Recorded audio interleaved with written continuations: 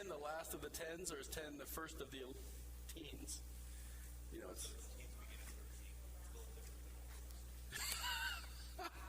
So, anyway, it's the first Sunday of the year. I can speak that with much confidence. And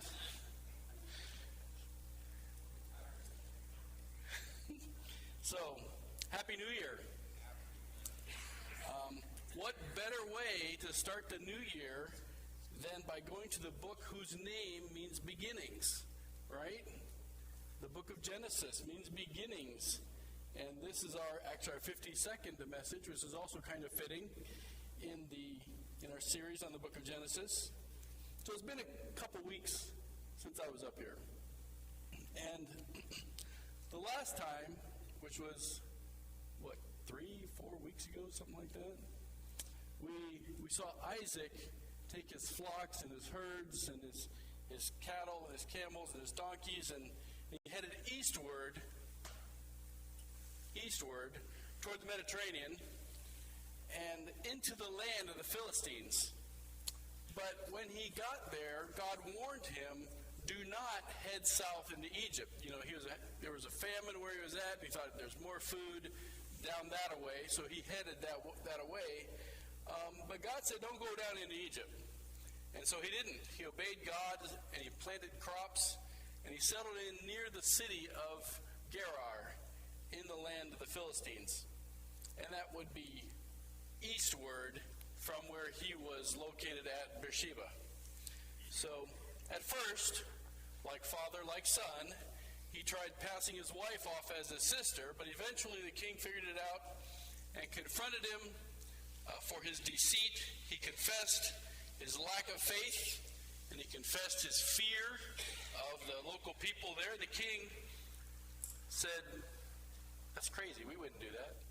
And he places a no-touchy rule on Isaac and Rebekah. He said, no one touches them or you die.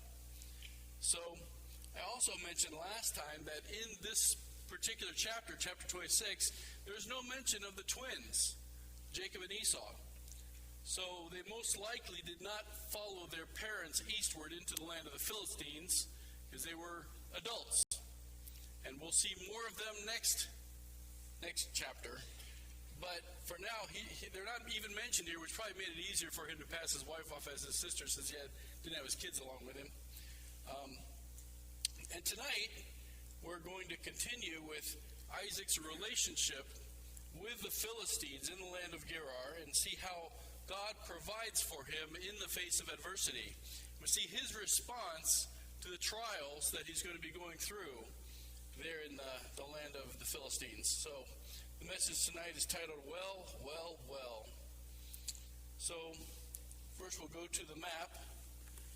And I mentioned Beersheba, that's where their headquarters had been, and over here to this area, to the land, or to the town of Gerar, the area there. And all the action that's taking place is taking place around that red, I hesitate to call it a rectangle because it has rounded corners, and I like to be precise, but it's a rectangle with rounded corners. Everything's going to take place right in here. In fact, the interesting thing about Isaac is he's of the patriarchs. He is the only one that doesn't move more than 50 miles away from his birthplace. His whole life, he just kind of hangs out in this area here. So, we are in Genesis chapter 26. I encourage you to follow along in your Bibles. We're at verse 12. It says, Then Isaac sowed in that land. We're going to do a little repeat for the previous time. He sowed in that land and received in the same year an hundredfold, and the Lord blessed him. And I'm coming back here to kind of set the stage for why the things are going to be happening in tonight's text. We mentioned last time that this is the first mention of sowing in the Bible. We know that they were tending the gardens and stuff like that, they were farmers, but this is the first time the word sowing is actually used, and it's in Isaac, and it says God really blessed him, and I think partially because he was obedient. He's settling in where God said, don't go down into Egypt, and so he settles right there, and he plants crops to to feed his animals. And it says that God blessed him 100-fold. So that means that he plants a bushel of grain, he gets 100 bushels of crop out of it. And so I don't think it was exactly that. It's just the way of saying he was really blessed, had a ton of proceeds from his planting. It's not like you planted and then all of a sudden you got a little measly crop. He had a big crop. And the Philistines were jealous of how he had been blessed. Verse 13, it talks about that. It says, and the man waxed great and went forward and grew until he became very great. So God is blessing him in many ways. And as he blessed him, Isaac's household became greater and greater. So he had more camels and more donkeys and more cattle and more sheep. In order to care for all that cattle and sheep and donkeys and everything else, he had to add more servants. And so he added more and more servants to care for them and to protect them. And his encampment got to be the size of a small city. I mean, it says, and we'll get to that, they became a threat to the locals. So verse 14 explains the situation pretty well and notes the beginning of the problem. It says, for he had possession of flocks and possession of herds and a great store of servants, and the Philistines envied him. So they begin to envy his wealth. And you know, that continues to be a problem to this day, doesn't it? If you pay attention to the news at all, there's some people that are really angry about the fact that some people have a lot of wealth and some people don't have so much wealth. And they think everybody should have the same amount of wealth regardless of how much work you do. It's called socialism. And so that's a problem, and it was a problem back then. The Philistines did not like the fact that Abraham had so much wealth and so much property. And it was a threat to them, and it says that they envied him. Verse 15 says, for all the wells which his father's servants had digged in the days of Abraham his father, the Philistines had stopped them and filled them with earth. And here we see the results of the Philistines' envy. They want Isaac to know that he's not welcome there. And by filling in the wells, they're making his life more difficult. And because you got to have water. If you got crops, you have to have water. And if you got donkeys and camels and sheep and everything else, then you have to have water. And they're stopping up these wells. And I think there's several reasons for that. But that was one way that their envy showed itself by their doing that. In verse 16, it says, and Abimelech, that's the king of the area, said unto Isaac, go from us, for thou art much mightier than we. So now we have a confrontation.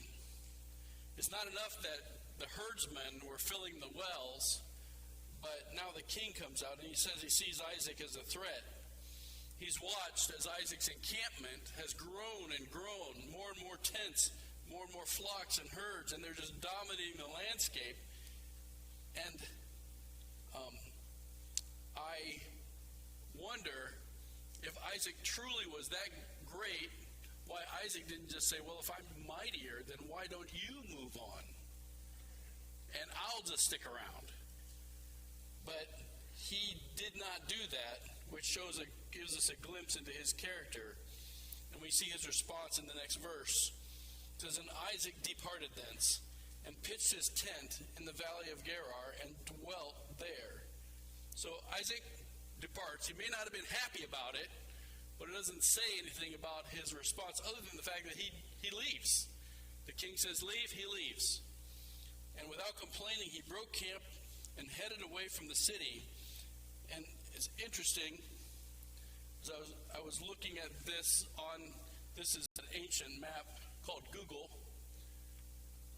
Just yesterday, I took this screenshot, and you can actually Google Gerar, and there's really nothing there. If you put it to satellite view and zoom down in, you would expect to see streets and stuff like that, but there's nothing. It's fields.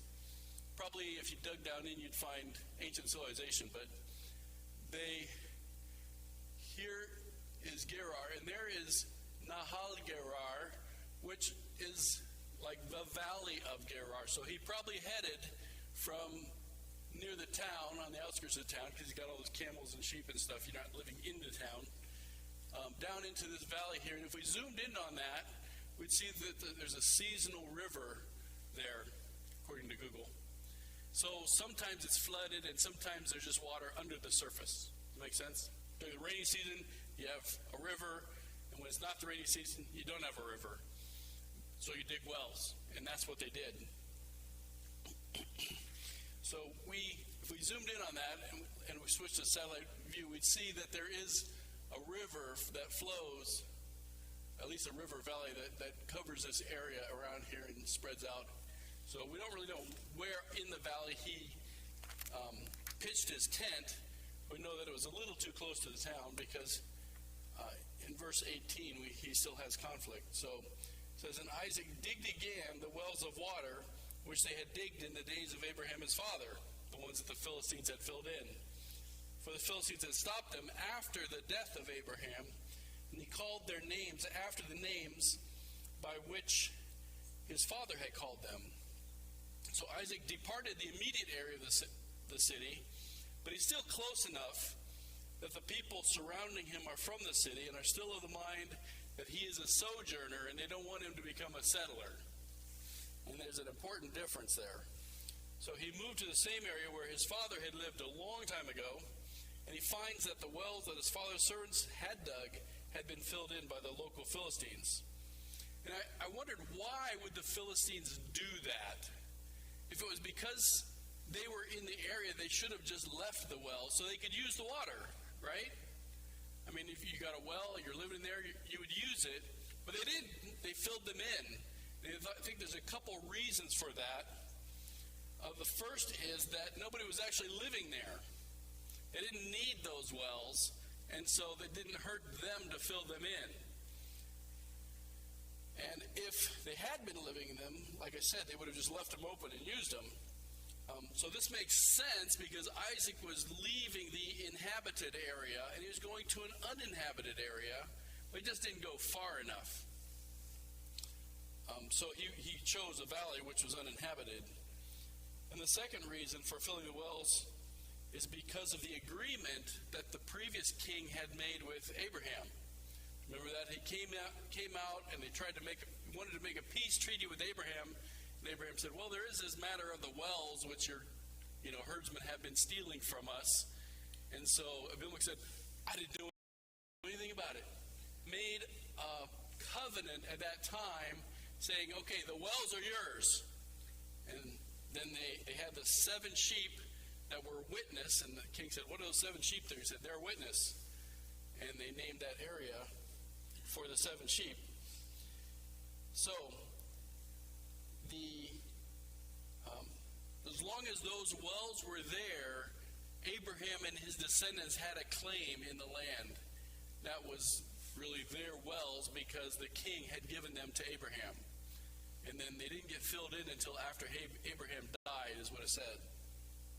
So that makes sense, that why they would fill in those wells, because you wouldn't normally do all that trouble to dig a well, and if it's still producing, to fill it back in. So it also makes sense that Isaac's servants, when they're looking for water, they would just redig the wells that Abraham had already dug, because he knew there was water there when Abraham had dug them. And it also makes sense that they would call them by the same names. Notice how the verse mentions that. They called them by the same names that Abraham had called them by. And that is a reminder that those wells legally belonged to Abraham and his descendants, who was Isaac. So it's no surprise when verse 19 shows what happens when they dug up those old wells. It says, and Isaac's servants digged in the valley and found there a well of springing water. So they dug up the old wells and they found water, not just any well, but a well of springing water. This was not a stagnant puddle, but a fresh, wonderful spring water, the kind you would bottle and sell at the grocery store. Okay, so if you ever had a nice drink of spring water from a bottle, it's really not the same as drinking it from the spring, but they are able to sell. I don't think they did that in Abraham's time, though. They didn't have plastic bottles. So in verse 20, the wells get a new name.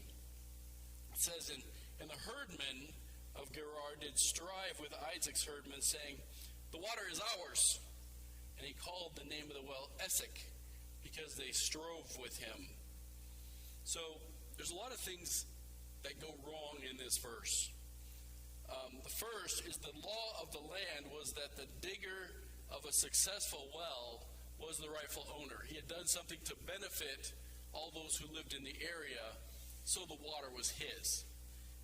And the herdmen ignore that law of the land and claim it as theirs. So that doesn't really seem fair, does it? Isaac's servants dig the well. The herdmen come in and say, that water is ours. So Isaac gives the well a new name. He had named it after Abraham, what Abraham called it.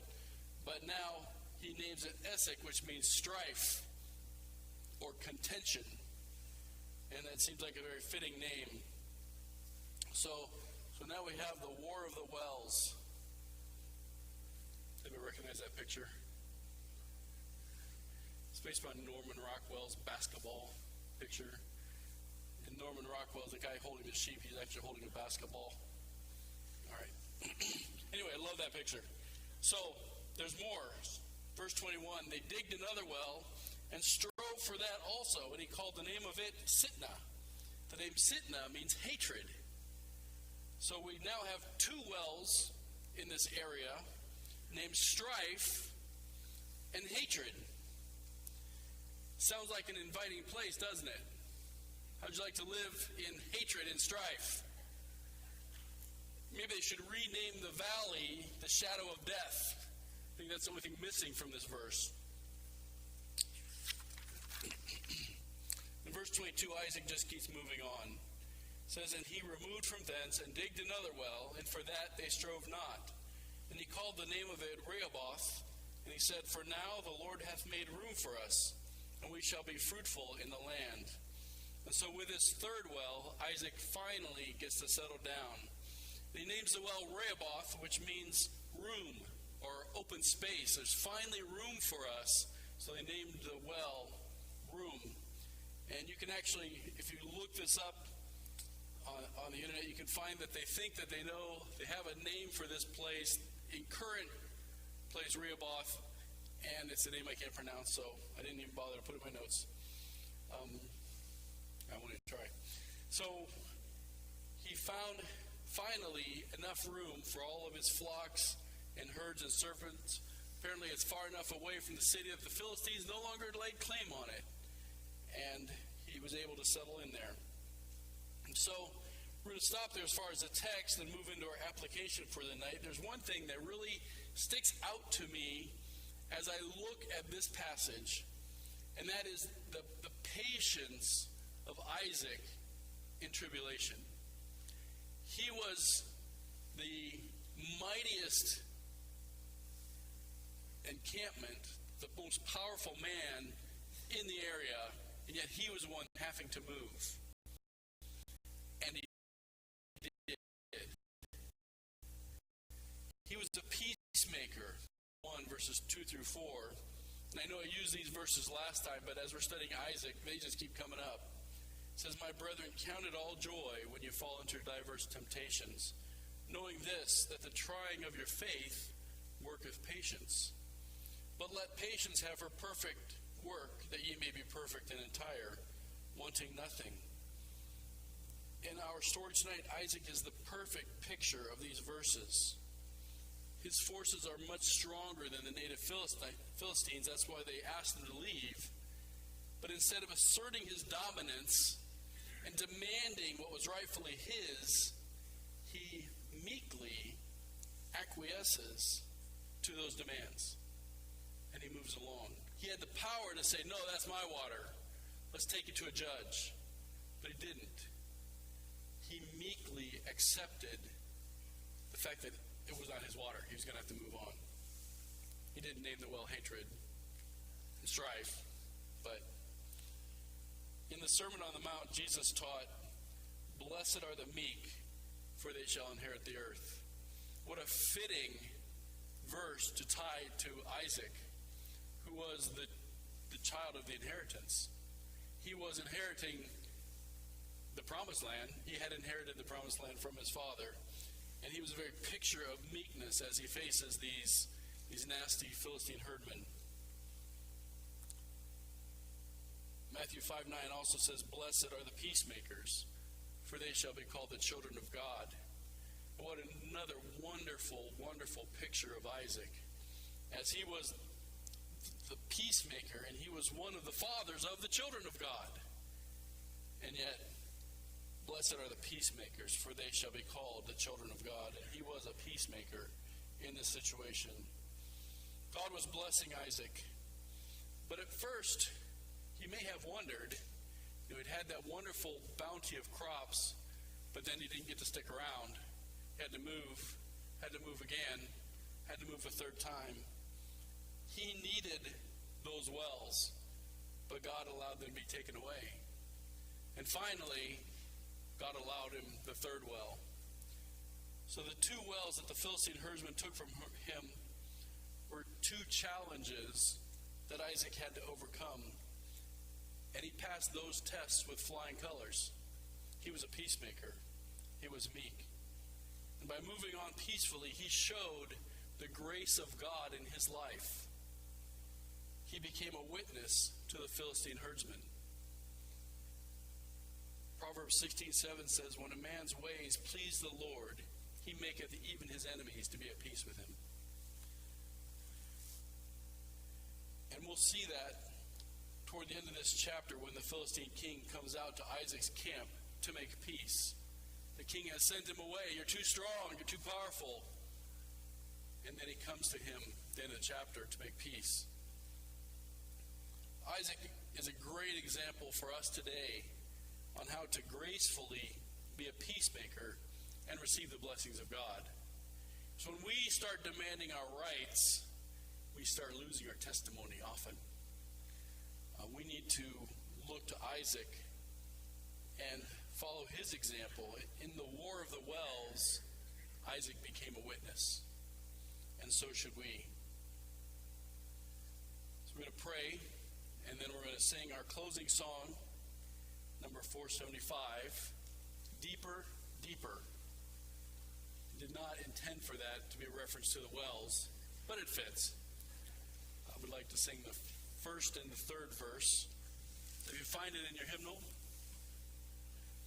475. Our Heavenly Father, we thank you for your goodness to us. We thank you for the example of Isaac.